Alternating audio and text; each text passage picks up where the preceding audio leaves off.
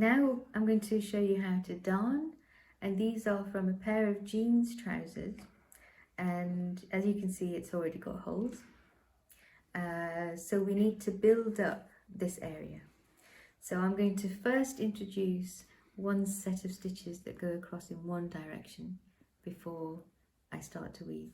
So you can see here we've got quite a lot of thread, as well as here, but in the middle there's very few.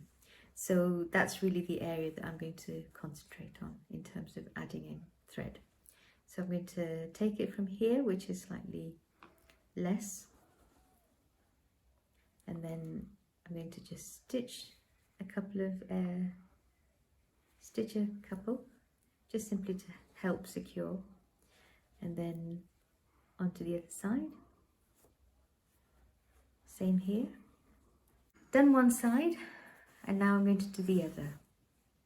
So you start weaving in and out of the fabric or the thread that you've created.